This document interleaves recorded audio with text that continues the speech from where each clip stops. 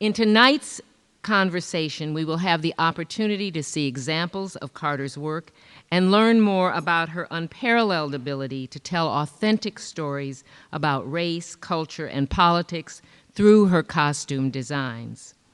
Ruth Carter's appearance tonight reflects our commitment to provide our community with the opportunity to engage deeply with thought leaders and creative visionaries who are charting new paths for scholars and practitioners in the arts and humanities.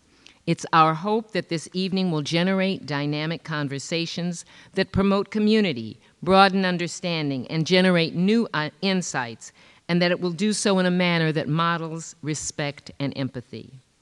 This series is designed to bring together members of our campus, as well as our friends and partners in the broader metropolitan community. And as always, you are invited to participate in the conversation on Twitter at #RHUDLS, #ARHUDLS, and of course, in the question and answer that will follow the lecture. So I want to thank the Clarice for hosting us this evening. I want to thank the staff of the Dean's Office, especially Associate Dean Linda Alduri, Coordinator Ashley Miller, Assistant Dean Nikki Everett, and her Marketing and Communications team, all of whom work throughout the year to plan and implement this successful series. So at this time, please join me in welcoming Scot Reese, who is professor and head of performance in the School of Theater, Dance, and Performance Studies, and who himself has been recognized for his outstanding work in theater by the College of the American Theater, as a fellow of the College of the American Theater. And he will introduce, as I said, I was just the appetizer. The real introduction is that he will introduce our speaker, and after her presentation, he will interview her and moderate the question and answer period. So, Scot.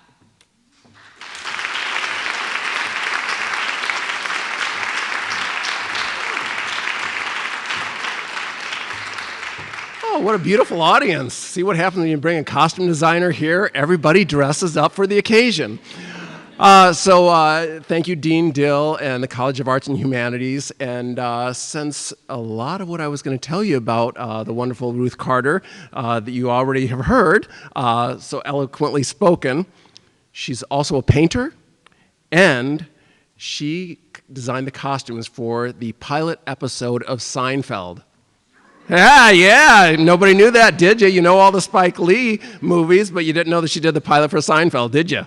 Yeah, so something you all learned here today. And also, along with her doing the reboot of Roots in 2016, and she was nominated for 3 Academy Awards, and of course, you know, she won in 2019. At the same year that she won, she was honored with a Career Achievement Award for Costume Design at the Costume Designer Guild Awards, which is a huge year for her to win the Academy Award and the Lifetime Achievement Award. So we are so happy to have her here today, and so without any further ado, I am so pleased to introduce you to Ruth Carter. Thank you for having me, Dean, Reese, and staff. Thank you for inviting me to the University of Maryland. I'm happy to be here with a big campus. Well, here I am at Hampton University. I was a theater student, and I love the theater. And some people think that I got into this field of costume design because of fashion, but actually it was storytelling. I started out, I wanted to be an actress, and one day I auditioned for a play, and I didn't make the play, so the director said, "Do you want to do the costumes?" I was like, "Well, okay." So it was the consolation prize. But really, it was the wonderful stories that I read as a theater student. Lorraine Hansberry, Ed Bullen, Sonia Sanchez, those poets and playwrights, they ignited a flame in me. They ignited my passion to be a storyteller. And once I realized that I could be a storyteller through costume design, it stuck. And that was the thing that propelled me for 35 plus years to today. So I'm going to talk to you a little bit about the costumes from the Black Panther. You all have heard of that movie, right? Okay. How many of you have seen it? Okay, how many of you have seen it more than once? Yeah, you'll have questions at the end of this, I'm sure. Well, there is Wakanda. It's right there. You see it in the center of Africa there. That's where Stan Lee created this fictitious place where, you know, they were forward-thinking world. And I have to tell you, it's all made up. You can't get a ticket to Wakanda, you can't take a train there, a bus, it's all completely made up. But it's actually based on a lot of real elements. So when we became the costume department, when I became the costume designer for the film, you know, the question exists, what did they look like? What do they look like in Wakanda? And I have the comics. I always defer to the comics to see what the origins of Wakanda was like. And we came up with these illustrations that showed how the tribes would look. And then as we looked at these in their traditional costumes and their ancient costumes, it didn't feel very forward thinking. It felt actually a little bit behind in times. So we added elements to the younger population of Wakanda so that the elders would still honor the tradition and the young people. You saw that in Step Town where Nakia and T'Challa had their date, where the young people are actually moving the country forward. Here's the merchant tribe. The merchant tribe was the merchants of Wakanda, all the buying and selling. We first did this illustration and then we modernized it just to show how they looked with honoring their culture and using the elements of color and texture and fabric to stay within their tribe but also look very modern. And here's how it played out in the Warrior Falls. You remember that? You see Dorothy there with her big Fulani earrings and she's standing next to her fierce warrior. Here is the mining tribe. So the miners mine the vibranium. You've heard of vibranium, correct? Okay. Yeah, that's fictitious too. But they mine the vibranium, and we thought, how can we come up with a uniform that they could wear that would look unique to Africa, would have some cultural elements to it, and still they'd be considered miners. So we came up with all of these ideas. This is how it played out at the Warrior Falls. And you notice that each tribe has its own color palette, and that was developed by Ryan Coogler. He wanted certain colors to represent certain tribes, and it also is an homage to the comics. So here we are at the Warrior Falls. We see Connie with her Fulani, not her Fulani, I'm sorry, her Himba wig, as well as she has a headpiece on top of her wig. That was her crown. Now that piece, if you go back in my filmography and look at Roots, you'll see those pieces. And I actually kept one from Roots because I love the artistry. These were all handmade in Africa. And when she went into the makeup and hair department, they had a little problem with the top of the wig, and they asked me, do you have anything that she can wear on her head? I did. So I raced back to my office and I brought in this piece from Roots. And so, you know, I think it's wonderful how things sometimes tie together. Standing next to her is her fierce warrior of the mining tribe, and he's inspired by the Maasai. You notice the big headdress that he's wearing. Well, in the comics, the Black Panther comics at Tribal Council, there was an elder in the big Maasai warrior headdress. And so I asked Ryan Coogler, do you want to see that in our Tribal Council? And he said, no, I want to use the lip plate. I want to give a guy the big lip plate, and we won't use this headpiece in the Tribal Council. So, you know, I was a little bit pouty about that, you know. And I thought, well, I do have something I can use later. But we hadn't really built the costume yet. So I was determined that I wouldn't spend a lot of money, but I was going to build that headpiece. So I went to Pier 1 Imports. And I got a beaded placemat. And I cut a hole in it. And that's how we came up with that. That's the forward-thinking technology of Wakanda. here we have the royal family. You have Zuri in the purple, and he represents all the tribes. If we were to dissect his costume, I could tell you all different areas of Africa where the influences in his costume came from. Next to him is Wakabe. He is the leader of the border tribe that protects the border around Wakanda, complete with his Lesotho blanket. And he was that tribe was inspired by the Lesotho people of South Africa. Above him is Killmonger, who returns to Wakanda from America to redeem his rightful ownership of the throne. Below him is Nakia, who is the leader of she's a fierce warrior of the River Tribe. She always wears green. You may not have noticed that, but every outfit in her costume in the movie was green. Below her is Okoye, the leader of the Dora Milaje, the fierce female fighting force, highest ranking female fighting force in Wakanda. And her neck rings and arm rings are always gold to signify that she is the general. Below her is Shuri, who is the design genius of the Wakandan design group, and she designed the Black Panther costume. So she's a costume designer, what can I tell you? Next to her is Ramonda, complete with her ishikolo, which is the married woman's hat. That is her crown, and she's also wearing her own custom, I want to call it a breastplate, but that's not the word I was looking for. But she's complete with her own armor. And then next to her is the Black Panther.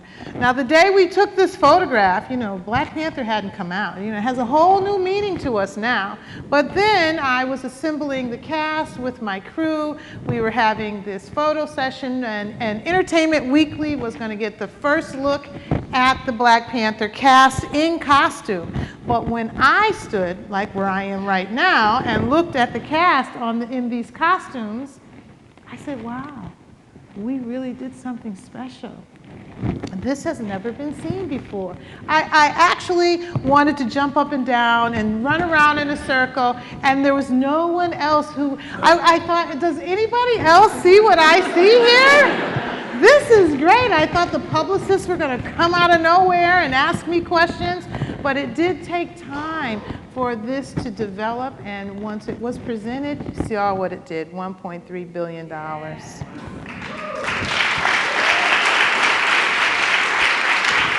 So as they introduced me, I'm Ruth Carter, the costume designer, and so we're going to talk a little bit about costume design. The world is changing.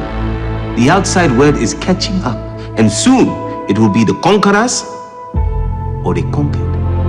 So I'm responsible for designing the whole picture. Everything you see in terms of wearable art, I like to call it, goes through me. Now, there are a lot of illustrators, and there's a lot of people that are also involved in collaborating, but everything comes down to how the composition works for the film, and that's my job. So here we have Wakabe, and I told you he's the leader of the border tribe, and they have these beautiful blankets that they wear. Now, Ryan Coogler felt that he couldn't direct or write a script about Africa, having never been there and never set foot on the continent. So he went to South Africa, to this village with the Lesotho people, and he spent some time there, and he fell in love with these blankets. So my first day, he said, Ruth, you've got to get these blankets from South Africa, and I want the border tribe to have them, and I want you to lace them with vibranium. I told you it was made up. So we first did an illustration of how that blanket would work as a shield. And one side would have vibranium on it, and it would be on the inside of the blanket, and they would wear it over their shoulders, and when they were going into battle, they would whoosh their hands out. You'd see the vibranium on the blankets, and you'd see all their weaponry. It's great when you're drawing it. But then the prop guy comes up with a weapon that's shaped like a horseshoe, and it's sticking out when you put the blanket on him. So it was easier said than done. Also, what was easier said than done was putting the vibranium on the blanket. So we did some tests that we showed to Ryan Coogler, and he said, "No, that looks cracked. You know, vibranium would never crack." I'm like, "It's made up." So we'd go back and we'd make sure all of the leafing on the back, on this one side, and we did several different patterns, and then we had a camera test for the studio, you know, the guys in the ivory tower, and we draped the blanket on the warrior in front of the camera, and we shot it, and it went to Burbank, California, to the executives, and the note came back to me that they were too thick. And we were very close to shooting those blankets, and I had imported about 150 of them. And there's no other company that makes this particular blanket that represents the Lesotho people. So that canceled Christmas because it was very close to the holidays, and we were shooting in January. So one of my assistants, Caroline, she said, "You know, I'm going to try something. I'm going to shave that blanket." She went and got a men's, shaver, and she, like 2 hours later, she had one blanket shaved. And I said, "Caroline, we have about 150 of these blankets." So Paul, my other assistant, he said, "I'm going to burn them because there's 2 fibers in here, and I think I can torch it and, do it a lot quicker." And I was like, "Take it outside, Paul, take it outside." And so he came back in 15 minutes later, and he had a beautifully thin blanket, and it still had all the beautiful design on it, but it smelled awful. So we tried everything to get it out, vodka, spray, all the tricks in the costume area. Nothing came out, nothing made it came out, so we spent December shaving 150 blankets. Then we sent this video up to Marvel. This is our costume shop, as you can see. And you see in the wall in the back, there's another one. And they approved it. So the Black Panther suit is also called a habit. Did you know that? And we had 2 suits in the Black Panther movie. One was from Captain America Civil War. And so when I came on, I said, "Send that suit over to me. I want to take a look at it close up." And I thought, this isn't all that magical. It's not all that great. It looks a little bulky. It looks kind of not so magical. I said, "Let's get Chadwick Boseman in here. I want him to put the suit on." That's one way of getting Chadwick in your office. So Chadwick Boseman came to my office after his workout. And he put the suit on. And it was magical. I could not believe my eyes. He was doing his stretches, his karate moves and things. I mean, the Black Panther was in my office. And then he said, "But I can't lift my arm higher than this, and I can't breathe out of my nose." And I was like, "That's not going to work." So Adi Gradov of the Marvel Development Department, he came up with the simpler Panther suit. We went back down to basics, and we wanted to make it really simple. And I took a look at this. Suit, and I said, "How do we connect him? How do we connect him to the story?" Remember, as a costume designer, I am a storyteller. And so the first thing we did was we had to come up with the muscles. So here on your right is Killmonger's muscle sculpt, and on the left is Chadwick's muscle sculpt. So we get a vacuform of their bodies. Girls, no pictures. And then we add clay. We do a muscle sculpt, and then it's vacuformed, and I made the executive decision to have his muscles be silver, the color of vibranium. So just like the Man of Steel, who has muscles made of steel, the Black Panther has muscles made of vibranium. Made up. And this is how it played out. You can see the musculature. You can see there's a top layer to this muscle suit. And we call it the top skin. And that goes over the muscles, and it's thin enough, like a stocking. Actually, when you see the actual Panther suit, it looks like a shriveled up little pair of pantyhose. But then when he puts it on, it's glorious. Another thing that we added was a pattern. You remember with the first Panther suit that I examined, there was an all-over texture. So I decided that if the Black Panther is possibly walking around Wakanda and he is the king, he needs to connect to Africa. So what we did was we used the triangle shape, which is like the sacred geometry of Africa. It means the mother, the father, and the child. You see the triangle and so much of the artistry around Africa. So it was befitting to give him a texture that was sacred, that had meaning, and also would connect him to the motherland. And so we used the triangle shape all over the suit. Queen Ramonda is the mother of Wakanda. She's also the mother to the Black Panther. She, in the comics, in general, is always seen with like yoga pants, barefoot, and a tunic. She's really kind of very organic, you know, those kinds of people you like to know because they're very healthy and all of that. She wears dreadlocks. But we felt like we just had this little finite amount of time to tell her story. So we needed her to actually look like the queen. When the ship lands in Wakanda and we see her on the landing pad for the first time, we want to know immediately that that is the queen. And how do we do that? She wears the ishikolo in the comics. That's the married woman's hat. That's that one right there.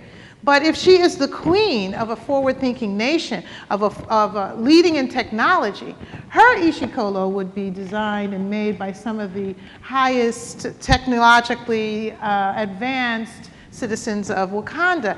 And how do you make that crown a perfect sphere? How do you make it a perfect circle?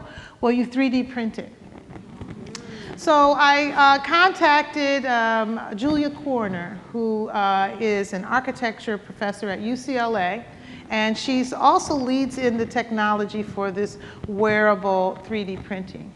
And she came to my office and she showed me how we can turn the ishikolo into this perfect sphere. And by algorithms and by putting these codes in the computer. And also, the shoulder mantle that she wears is also 3D printed. It was done in Belgium, where they have very large machines, and it came to us in these pieces that are colored here, and we had to put them together once we received them. And it's all based on African lace. So the African lace patterns are put in a computer, and the machines that they use are very advanced, very technological. And this is just showing you how they burn and produce. So it's like an archaeological dig because it comes out in this powder, and they have to break away and find it. And sometimes it's not perfect, so they have to go through the process a few times to get the perfect shape out of the machine. And you see it's a very flexible material and very wearable.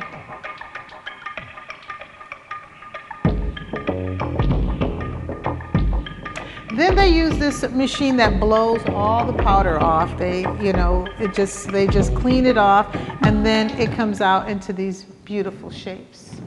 So that's the technology that is very complicated. It's for another time, another lecture.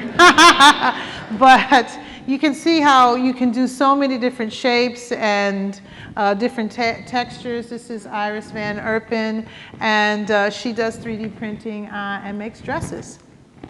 And we made the ishikolo for Queen Ramonda, and this is how it came out. This is our workshop during Black Panther as we were combining her dress with her shoulder mantle, and we did some gradations and spray painting onto it. Oh yeah, and then we made one for me when I won Oscar. Yeah, again, it's all based on African lace, and it goes into the computer, and it comes out into these beautiful shapes. And lastly, we'll tell you a little bit about the Dora Milaje. The fan favorite, by far, everyone knew about the Dora in the comics and was wondering what they would look like. And one thing is for sure that Ryan didn't want them to walk around in cheerleader skirts and bikini tops. But they were kind of like that in the comics a little bit. You know, but you can get away with some things. You can get away with so much in the comics that you can't get away with when you're creating a real place. Plus, the Black Panther was walking around in this skin-tight cat suit. Did you really want cheerleaders behind him? No, we wanted them to be considered serious. They were the highest ranking. We wanted it to be a uniform. We didn't want them in heels, but we still wanted them to be beautiful. So one thing that I did was I upped the color. We could only build about 8 of them or 10, and the rest of them were tiled in the film. So I needed the color to be very imposing. So I took a tip from the Maasai tribe, and I used their red.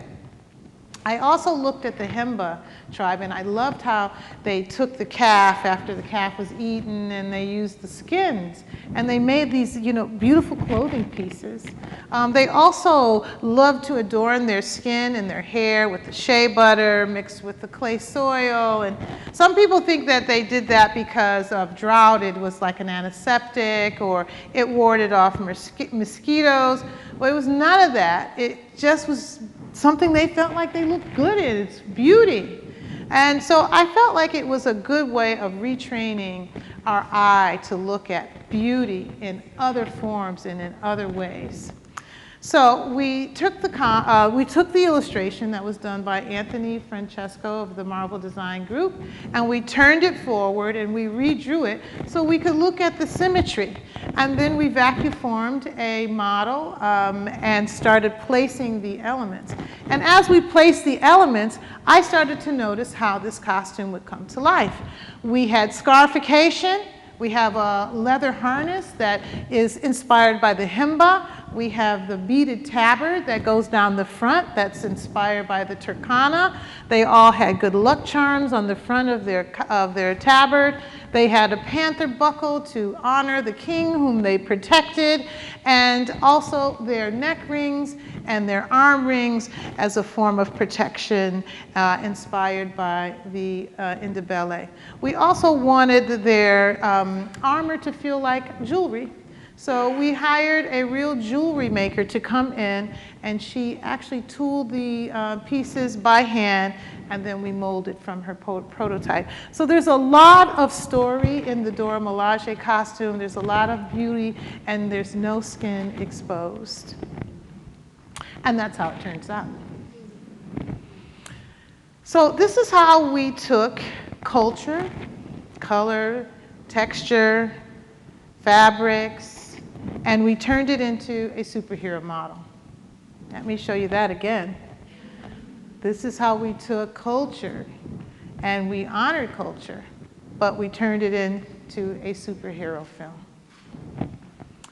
So Shiri, as everyone, she became a fan favorite. She was the sister of the Black Panther. She worked in a lab every day, and she was supposed to be like 16 or 18. And one thing I wanted to make sure was that Shuri felt like she was fun. I wanted you to like her. I didn't want her to be so serious. At Marvel, they asked, are they going to have lab coats in the lab? And I didn't want to go there. So I thought that she, as a young girl, would just walk into her lab and start working. She wouldn't be concerned about putting on a lab coat. But I did give her protective overlays. So the overlays were her version of her lab coat. This is the picture of the Dora and Nakia at the UN. This dress here, on Okoye, the leader of the Dora, had sleeves on it 15 minutes before she was to walk to set. And it was raining that day. It was the first day of shooting, and you can imagine my head is exploding with information. And she called me over to her trailer, and she said, I just feel like my arm should be out. So I looked at the design lines that we created in the dress, and I said, let's just take the sleeves off here and there, and we did it. And those last-minute decisions sometimes are the best ones. So people ask me all the time how it felt to dress a superhero film, and my first superhero film, and I always respond, I've been dressing superheroes my whole career.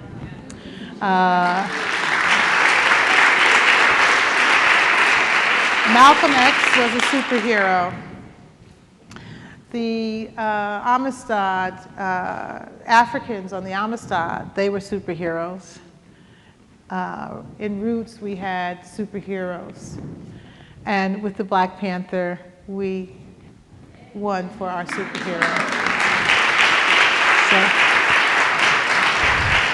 thank you. And this is how it played out at the Warrior Falls. Thank you.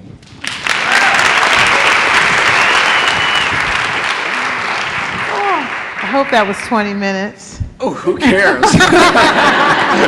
It's the best 20 minutes I've had in a long time. I want to go back a little bit for us, Ruth, because I tried to form some questions that you might not be able to read about you.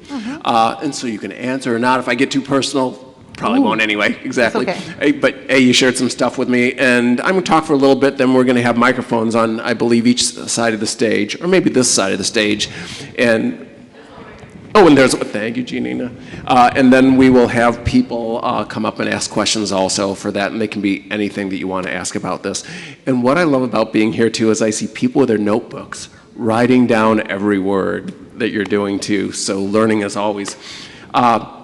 First thing I'm going to ask you is, you've traveled a big distance in your life in terms of exploring different cultures, becoming known around the world. But I'm interested in where you started, where you lived, growing up, kind of life you had, what kind of work you did before we learned about you. Okay. Single parent home, single mother. Springfield, Mass. is where we lived, where I was born. But we had an environment in our house, I think, that was conducive for learning. My mom went back to school at 50. There's 8 of us in the family, and so she also had books and things around that, you know, when you're inquisitive and you want to find some information, it was there. But also, I have 2 brothers that are painters, or artists. So I'd break the code to get into their room, and I would use their stuff. So I learned how to kind of copy. I was a big copier. I loved what my brothers could do in terms of drawing. So I would copy exactly. I wouldn't make up anything of my own. I would copy theirs. But then they were able to tell me how I needed to blend better and all that kind of stuff. So my brothers were big mentors in my life. Did you work growing up? Did I work? Mm-hmm. I worked for the Urban League one summer, yeah. I didn't have many jobs. I don't know why. I didn't have a lot of jobs growing up. I don't think I had. That Urban League job was the only one I can remember. Yeah. Well, 8 kids in the family, you were always busy. Yeah. Another thing, since with all the films that you've done, you're pretty much known, I would think, around the world. And that recognition came at the beginning as a result of collaborations with Spike Lee, along with other wonderful directors, Robert Townsend, Reggie Hudlin, and the great Miss John Singleton, who, R.I.P. How does Spike find you, and what is it about that vision that resonates with you, since I think you did 10 films, or I might be 14 films with him? And TV projects and photo shoots and, the Nike stuff. I was the... Oh, you did the Nike also. Yeah, see, we don't early know about in his that. career, And so after we would do a movie, he'd always have like a commercial. And so we'd automatically get on the commercial. I think that, the process of costume design, I learned as a theater student. And when I met Spike in Los Angeles, he came to a dance performance where I had done the costumes. And we all were about the same age. Afterwards, we went out to, some party somewhere. And you know, he just was talking to me all the time about getting more film experience. But I was like a theater snob. I didn't really care about film. And I was like, oh God, who is this guy that keeps talking to me? I mean, he wasn't the Spike Lee that we know now. He had just finished She's Gotta Have It. It hadn't gone to the Cannes Film Festival yet. And then he started writing me little postcards saying, you know, hey, you're gonna come to the screening or not, you know? And I was like, I'm busy. And I'm making $99 a night. yeah, less. Yeah. And then my friend called me to say that he had won the Grand Prix for She's Gotta Have It at Cannes, and I was like, oh, I should have wrote him back. And he still invited me to a screening. I went and saw She's Gotta Have It, and I was like, I have been doing Vanya. I have been doing Shakespeare. I can do this. And then shortly after that, he called me early one morning, and he said, you know, I tell this story all the time. He rang my phone. I said, hello. He said, Ruth. I said, hello. He said, Ruth. I said, yes, Ruth. This is the man of your dreams. And I said, Denzel?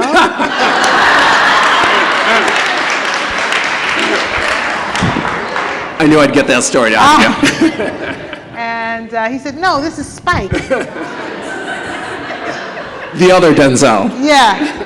I want you to do my next movie, School Days. Now, you know, when someone says they want you to do a movie, it's like, you know, your present has just landed on your doorstep. So I immediately started reading the script he sent me and designing and drawing. I went to my brother's studio in New Hampshire and I stayed there, sequestered. And I sat at his huge jolly table and drew every character in the script. My brother at the time was working for IBM. He was doing a lot of their graphics there. And he had this gigantic computer next to his drawing table. And he says, I'm going to show you how to do a budget. So I did a very detailed budget in my brother's studio. And then I got on a plane and flew to Brooklyn, New York, to JFK to show Spike my plethora of things. And I landed at JFK and I called Spike and I said, I'm here. And he said, okay, get on the number 2 train and then transfer to the B and the D, get at the back of the train, go through the turnstile and then walk 2 blocks and you'll be at my place. So I did, and I knew no better. I knew no better. I didn't. And remember, this is before phones that you could put it on there. Oh yeah. So I ended up showing him stuff, and that was the beginning of our journey. And since you did so many collaborations with him, what was it as an artist that you guys were able, because sometimes you do 1 or 2 shows with someone and that's it. Mm-hmm. There's not that many people that collaborate over and over again. What is it about his vision or your vision that make you keep working together?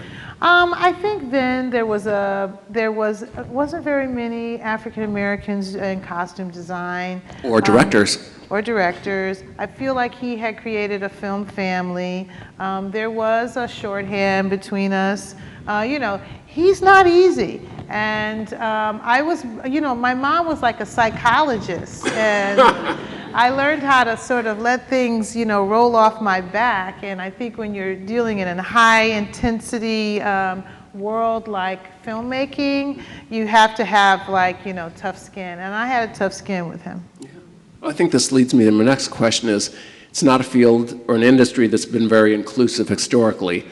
Why is that, and what did that mean for you coming up and finding your way? Ooh, that's a deep question, and I'll just tap on it, I think. I mean, the industry was built on a very bias, a huge bias. And now, you know, Oscar Michaud, and through the years we have been... Can you tell me about Oscar Michaud and his Yeah, one cinema? of the first filmmakers. He would do films just like Spike Lee back in the 20s and 30s, and they were called black cast films, and it was like separate independent film, and it was showing African Americans in a more positive light, and, you know, well dressed and good stories, as opposed to what we were seeing in the mainstream, which was kind of shuffling and blackface and all that stuff. So he was a pioneer.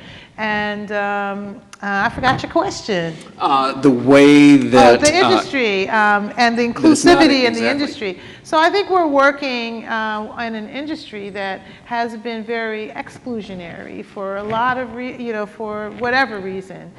Even when you see Mexican Americans portrayed in the early years, they were not playing those roles. So it's a long process to unwind all of that. And, you know, as we all have a responsibility to it, and we bring people into the fold, the big studios mean less now, and the smaller independents and people actually, you know, expressing their voice through script, through filmmaking, has become more desirable. So, you know, now it's hard for big films to make a budget, make money. But then you have something like Moonlight that comes out and it makes a lot of money. So, you know, it's a slow process. When I started, there was only like one other black costume designer that I could name. There was a guy, he was a black costume designer. But I had people that I was watching that were not black. They were good. They were just excellent. And, you know, I followed their films and I studied their films.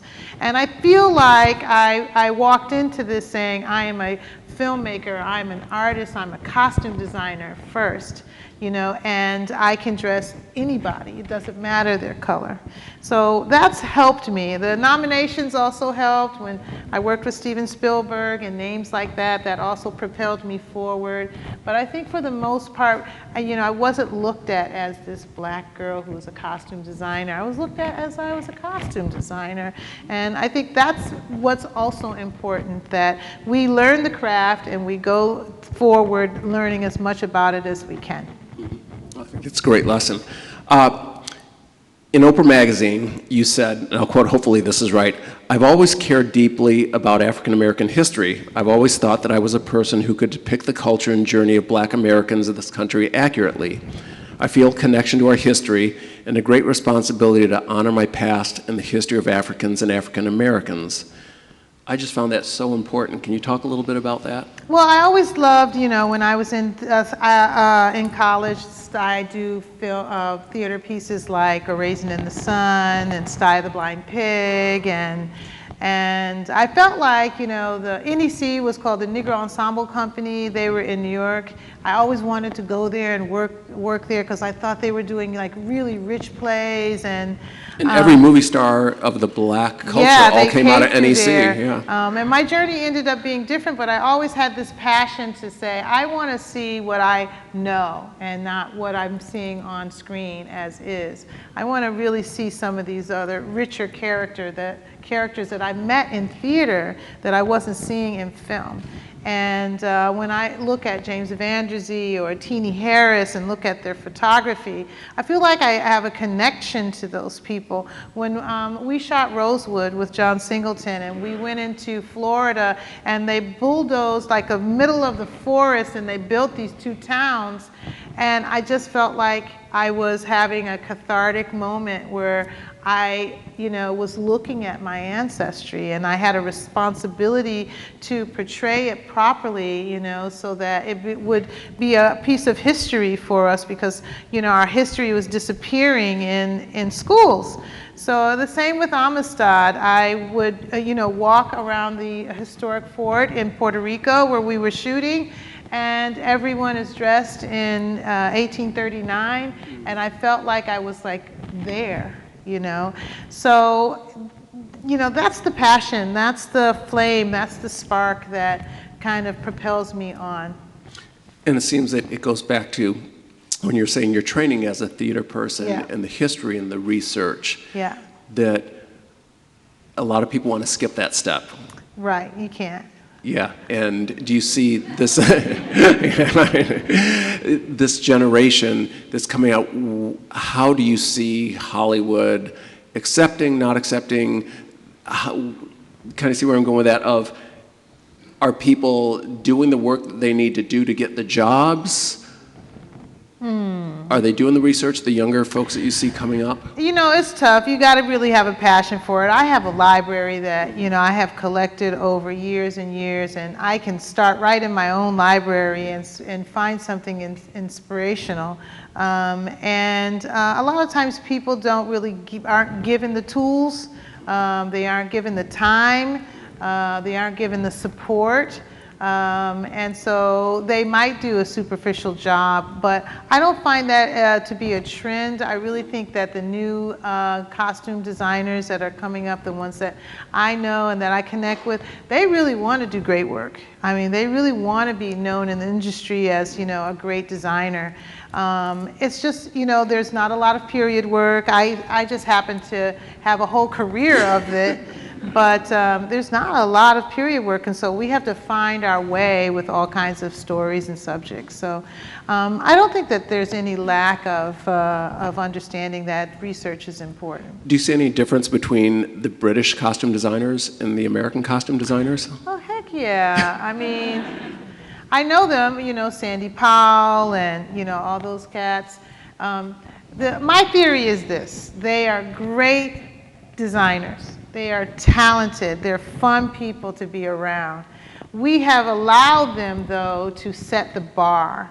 So now we don't look at other stories as great as we look at their stories, because we have allowed them and their stories and their work to set the bar. And so when you do something like Dolomite Is My Name, it doesn't have it's not looked at as, you know, having all the elements of design, but it does. It tells a different story, and it tells it from a different perspective and from another culture, and you know, it does have those elements. So, you know, to no fault of theirs, they're just, you know, doing their artistry and doing it very, very well. We just have to keep pushing through. And I think it's knowing when you speak about, how many of you saw Dolomite? Good. I grew up in that time period. Yeah. So when you know the research and the history of that time period, it's just as rich as another time period, but people sometimes, well, you know that already. Yeah. No, the deep dive that you had to go into that. Yeah, I didn't want it to be a stereotype, even though Dolomite is kind of like this caricature. Everything else around him needed to feel very real. Yeah. And Wesley Snipes, just Oh, yeah. incredible in the way that you dressed him, what he did. Yeah. How many times do the actors, after they walk in the fitting, that the character then comes to them? Oh, yeah, Wesley's fun in a fitting. He usually prances in with a whole bunch of ideas, and I'm just listening to his ideas, and I'm like, and I go over to them, and I'm like, put this on. And he puts that on, and he's still talking about his big ideas, and I'm like, now put that on. And then by the time I have him dressed, he's like, I like it. So we collaborate, and I listen to him because he's really funny, but some of his ideas, you know, I have to kind of go woo-saw, you know, divide them up.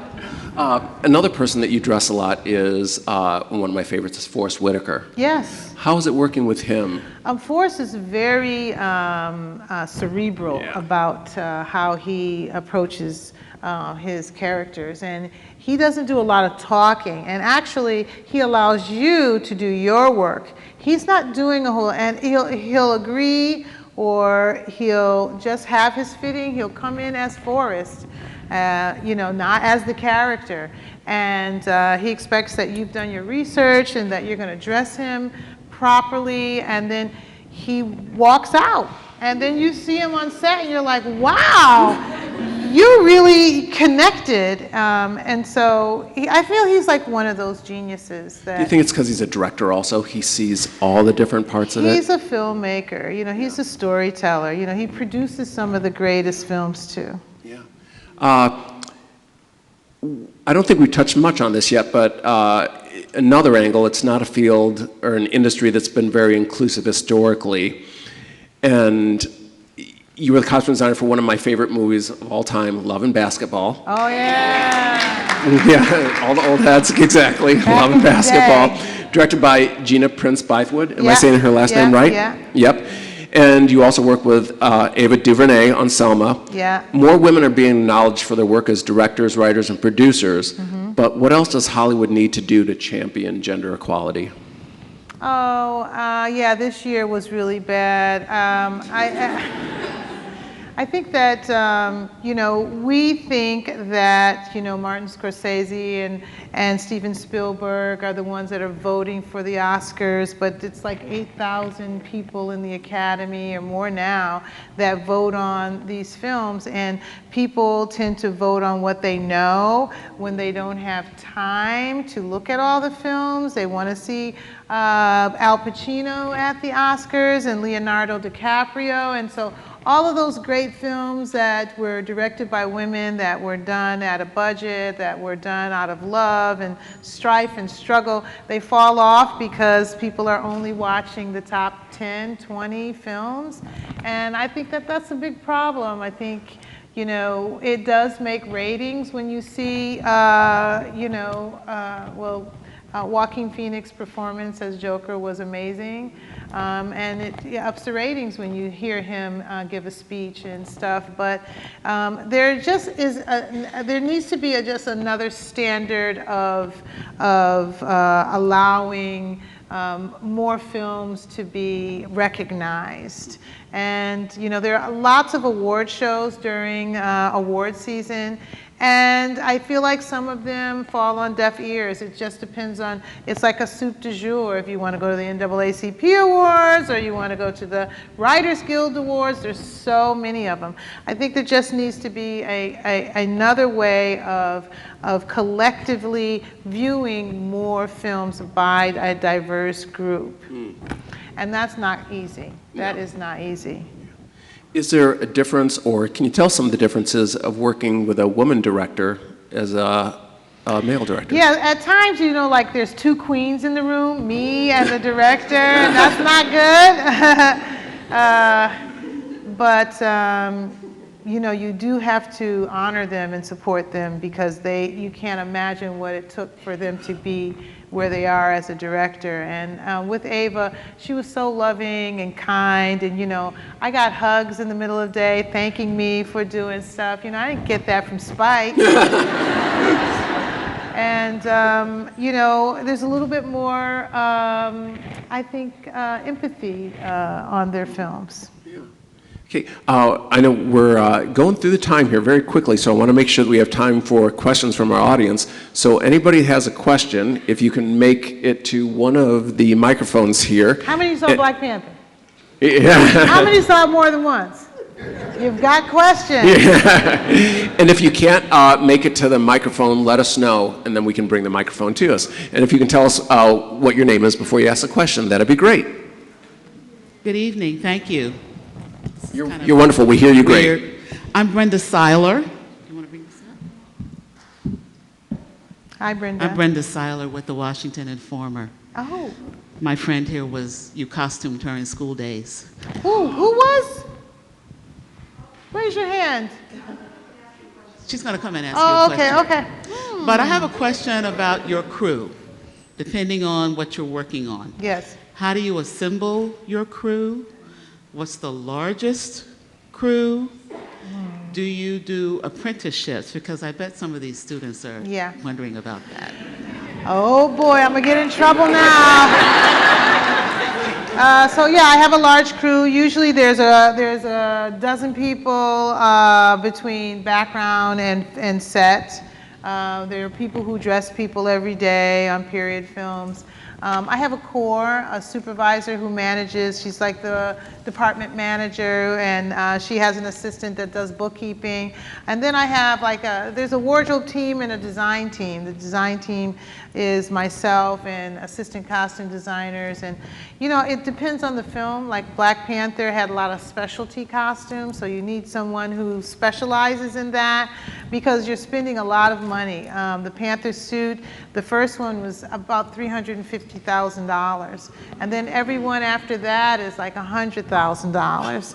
So you have to have people that actually know that business and know that world and know what questions to bring to me so that we don't, because you know, before you know it, you've got $40,000 down the tube and you haven't produced anything. So you do need some very skilled, specialized assistants. And then you have, you know, a plethora of costumers that are like curators. They're finding the clothes, they're doing the research, we're having meetings, we're curating the look together. So I have a person who does nothing but buy fabric and swatch fabric. And then another person that just does aging and dyeing. So there's like a whole vast world of creative endeavors within the costume department, not just the designer. And we do need more like support teams that specialize in the micro, you know? Great, and we're going to come over here to this microphone. I do internships, but today you can't let people work in your department for free because the workman's comp and all kinds of things could happen. So we usually hire them as PAs. Gotcha. Young lady. Hi, I'm Sandra, senior dance major. Awesome. I'm wondering, this is a twofold question, I think that they'll go together. Do you start with like fundamental things whenever you start a project, like intentions, and then in that process of doing the project, how do you come back to what you're doing from like the deviations that you go to? See, I need someone like her in my department. Somebody thinking like that, intentions, that's beautiful. No. I have an intention, of course, but it's my duty to sort of chop that up and give everybody else kind of their mantle that they will be accomplishing. And maybe through that, they have their own intentions. But we have meetings, we have department meetings, and everybody who has a focus, you know, gives us an update. But I love that, and I'm going to try that. Thank you. And over to this side.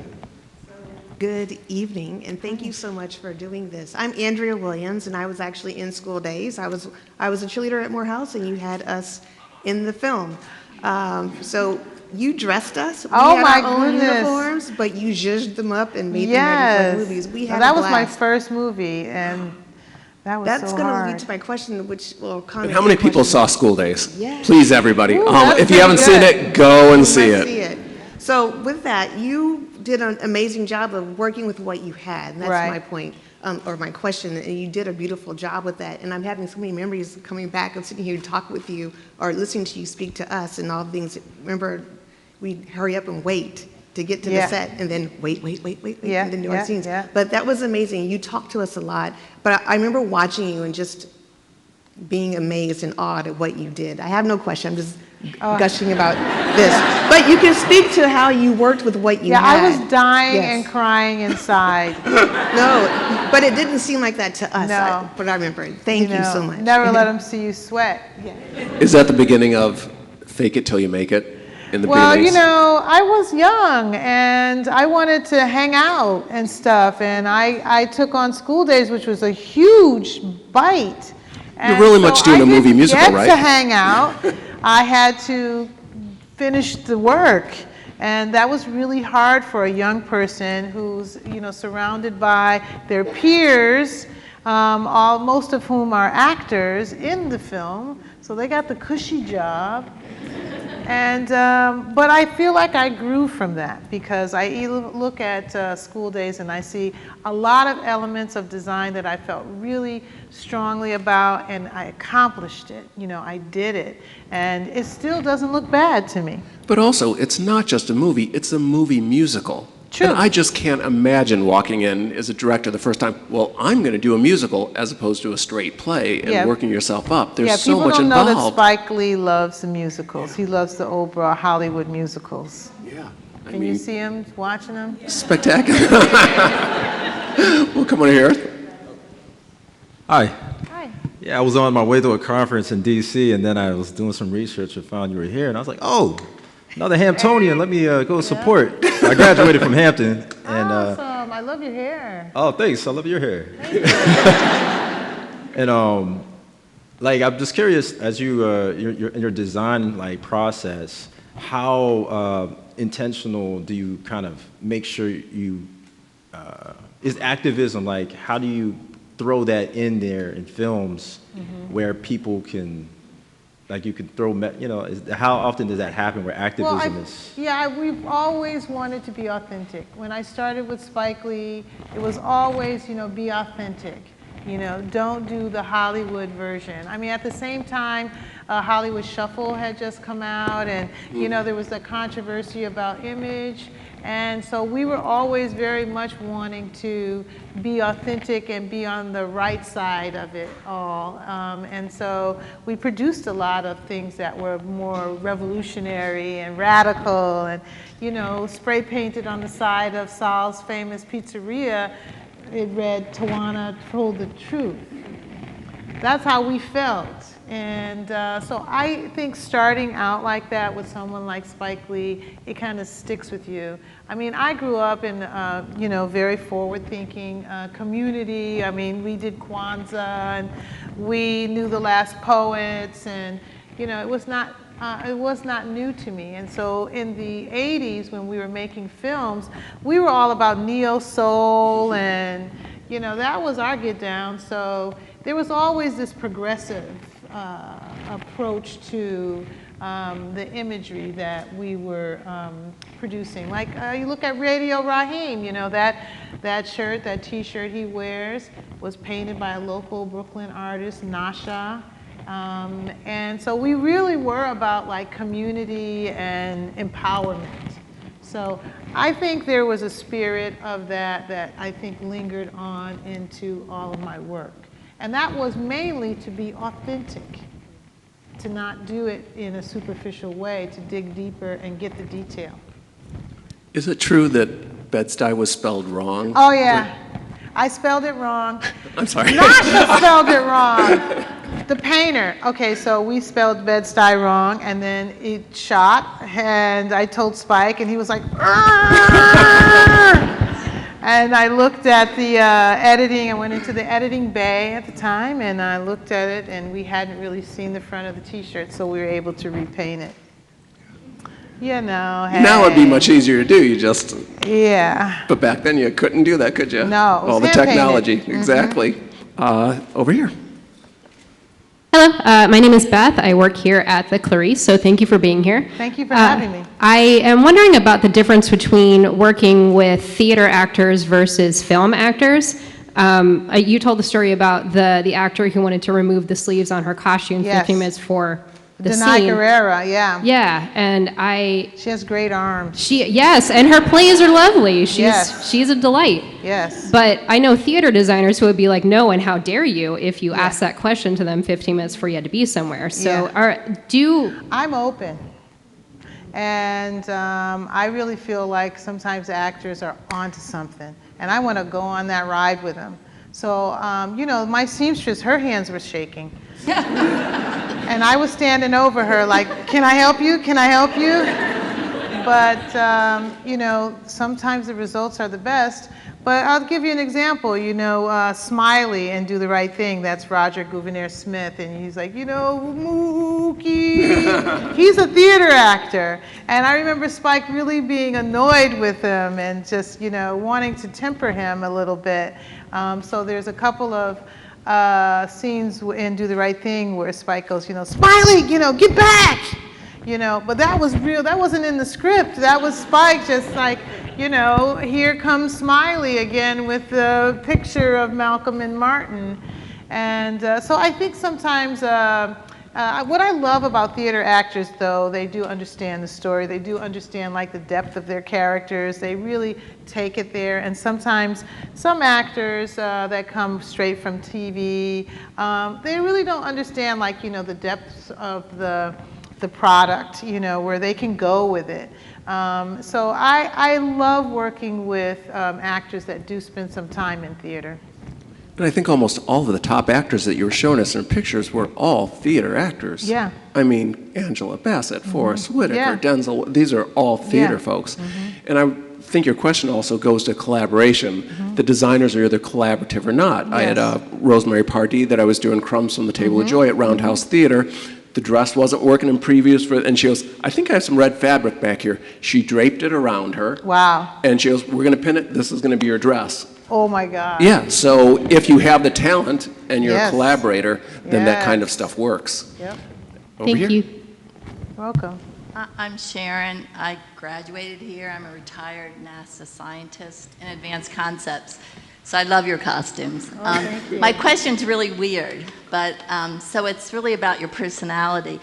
I think you're obviously so brilliant Oh, and thank so you. creative and incredibly articulate. You know, we don't ever think of ourselves that way, right? Oh my gosh, it's so obvious. It just radiates. Well, What- you know, she is now a doctor. She got her doctorate, her honorary doctorate from Suffolk University, Yes, right? Suffolk University. In 2019.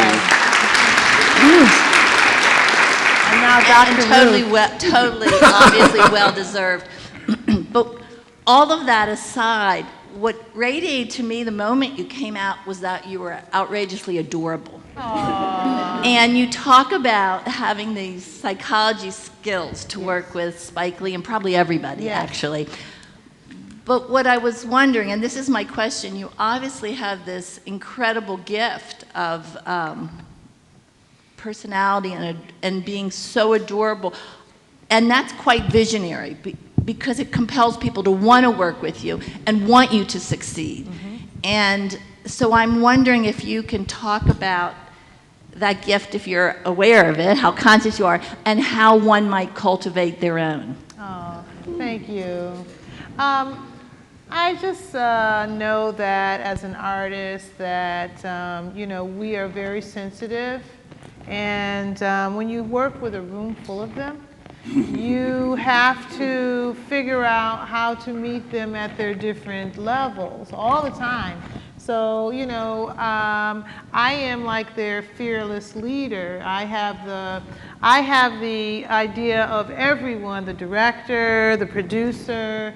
I'm the one who actually pulls them all together and makes this, you know, makes it work. And so a lot of times people want to tell you how you should do things, and I am a good listener. Because sometimes they'll tell me something good. There'll be a particle in there that I'll keep. And then I have to redirect them and show them why that is no good. And maybe spin off that particle that I found that I liked. That happened with Black Panther, when we were drawing the Dora. Everybody wanted to be the one who ended up having the best drawing that ended up being produced. And it was amazing to see how many different versions of a woman you could come up with for this high female fighting force. And I had to actually talk to them about, you know, femininity and empowerment and the layers that we are as women, all these different layers. So you can't do this or you can't do that. So your question is very good because this is something I do all day long with everyone. Dyers, you know, people want to stop halfway there. They want to be done, and it's not done. So I have to rally them to stay an extra 3 hours, and it's already midnight to finish. And the way I feel like I do that is I motivate them by my enthusiasm about the project, how it will end up, how beautiful it is already, but needs that little extra stuff. And I think that just comes from just loving what I do. I just think that's where the bottom line is. It's, it's something that I can do all night. And I know people want to go home to their kids, they got to feed their dog, and I'm like, go do that and come back. But there's something watching you give that answer that makes me think that your ability to love everyone is part of that equation. I love people. It's and obvious. I think that's the storytelling aspect of how you can walk into my fitting room and I say, oh, I see you as this, or I see you as that. I get it. And that does come from doing a lot of research, looking at a lot of cultural things, and really loving research and people and history and art. Goes back to your passion. Yeah. Thank you for that wonderful question. Oh, yes. Thank you. Hi, my name is Storm. I have 2 questions. So Dolomite was one of my favorite movies last year. Yes. I loved your work in it. I feel like I'll be dreaming of velvet lapels for months. So their first question is kind of a small one, but I noticed, and I tried to look, maybe you've answered this question before, where Dolomite always had often the embroidered carnation on his costume. Yeah. And I was wondering if you could talk about that a little bit, and whether or not there's other movies you've done where there's something small that you've added in that nobody's asked you about. I wish I could say that was my signature. It was Rudy Ray Moore's signature. And I thought it was so tacky when I saw it. I was like, oh no, I have to do that? And then I walked into Dolce & Gabbana in Beverly Hills, and they were everywhere. And I thought, well, if they can do it, so can I. And so I just, started to love the heat set rose that was on his lapels and everything. It was just actually really charming, but that was totally Rudy Ray Moore's signature. And all of those outfits were actually ones that I researched his whole life, and every time he played Dolomite, and I just kind of inserted it. My second question is, where can a person find a silk robe with a cape on it? I know. Because that scene, I was like, Yeah, we made that one too. We made a lot of stuff. Well, Eddie Murphy, he's a comedian, so he feels like only a couple of takes it's funny. After a couple of takes, it's not funny anymore. So he might leave the set and go home. And then we have to put somebody else in and do all the over-the-shoulder shots with somebody else who's dressed just like him. So we can't go buy vintage clothes for him. We have to make everything in duplicates so that when he decides to leave, we can dress somebody else and put him in the scene. Great questions. Thank you. And over here. Hi, my name is Ayana. I am a senior journalism major. Can you go a little closer to the mic? There you go. I'm Ayana. I'm a senior journalism major. And so you talked about young people coming up in the industry and how there's sometimes a lack of support and access to resources. So I came here for myself, but also with my sister in mind. She's a sophomore in college, and fashion has kind of been her thing. Mm-hmm. And so she has done that all through high school, and she kind of hit a roadblock coming to college where, a lot of fashion schools are expensive and private. So being that she's at a public, 4-year school, she's majoring in business, which wasn't her first major. What are some things she can do to kind of, seize those opportunities, even though she's not ideally in a program that she would want to be? That's tough. I was in a program that didn't really have costume design at Hampton, and I kind of developed my own curriculum and, figured out what the school had to offer and kind of tried to pattern my curriculum towards costume design, but there was nobody really teaching it. And so I did all the plays, any musical, any frats. I was just the Step shows. Step shows. I was known on set. I was known on campus as the costume designer, and I was working a lot of times by myself. You didn't get a lot of volunteers or anything. And so that's the kind of drive she needs. She's going to find her niche. And she should stay in school and keep educating herself towards what she wants to do in fashion as best she can, but also seek outside opportunities, internships, tell people, the film industry doesn't do internships anymore, but there are other places that do. And even if it's like an offshoot of what she really wants, all of those experiences are going to lead her towards what she's ultimately going to be, which may not be what she thinks she is now. So she just has to keep at it. Yeah. Perfect. And over here.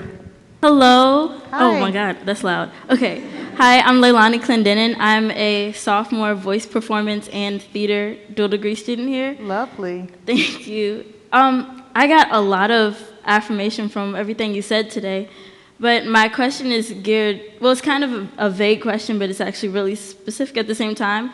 It's about what you do in your daily life.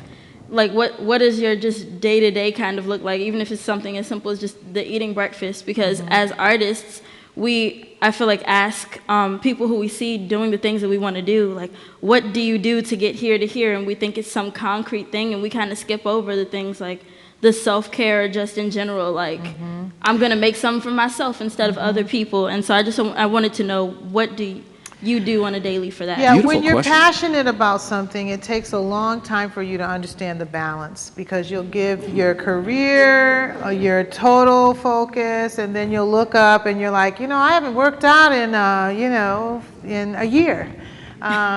And so I'm just now beginning to, because of the Black Panther, and it has allowed me to come to places like this and speak to you.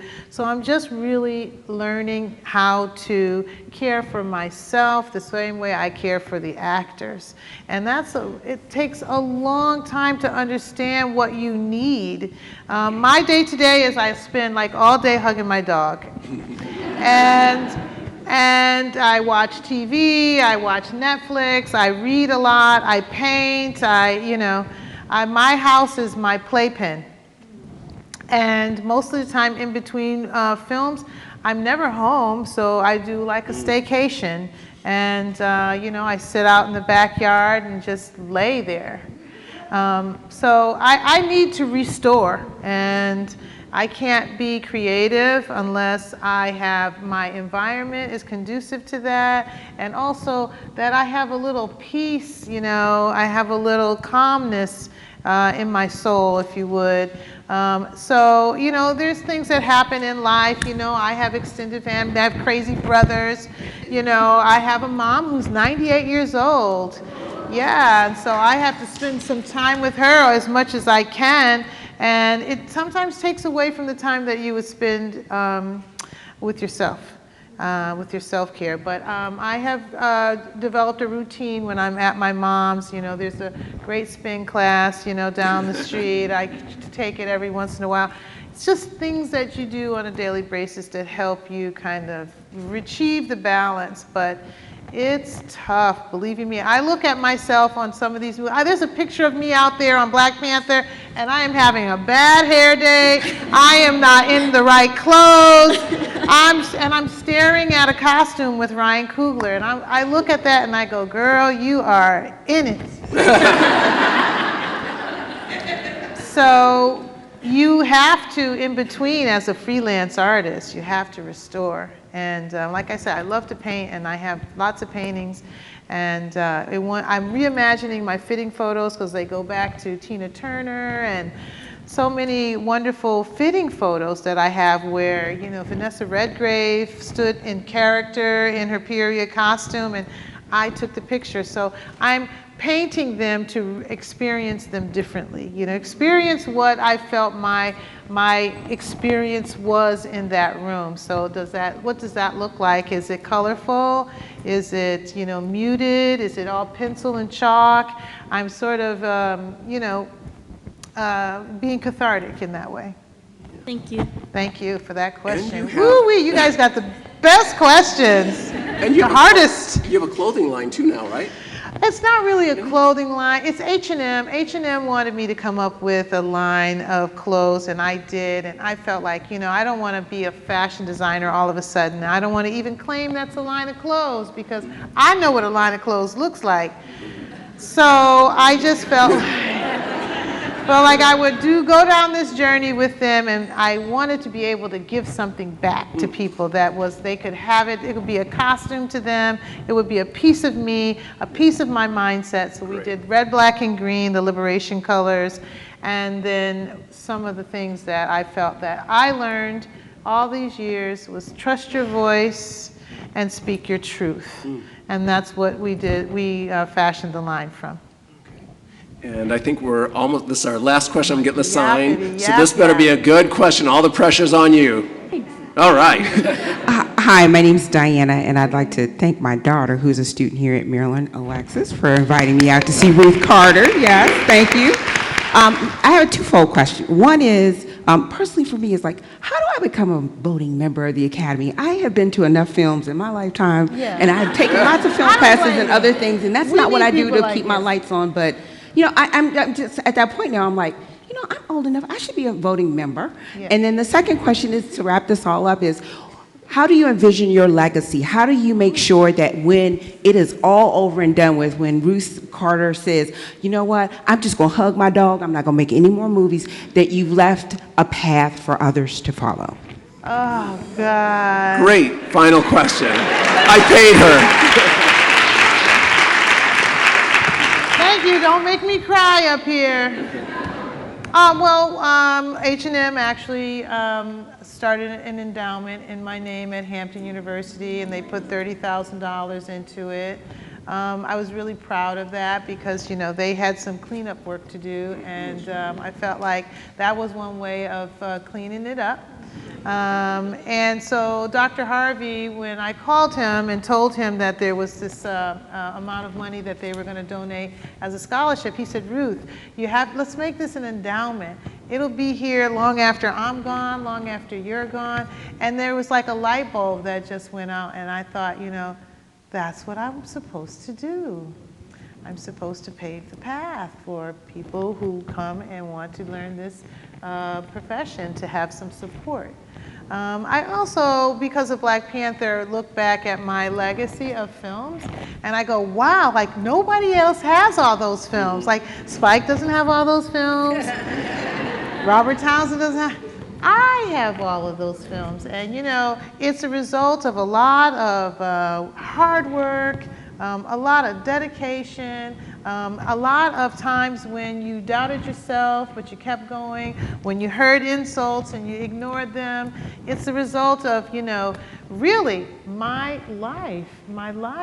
And so to leave my life here is what I feel is the most endearing, the most beautiful, to leave your life here for someone else to enjoy. Well,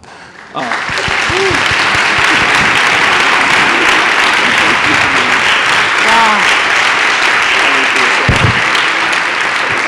That was heavy. Thank you. Oh, thank you. Maybe she'll sing one more song for us. Before.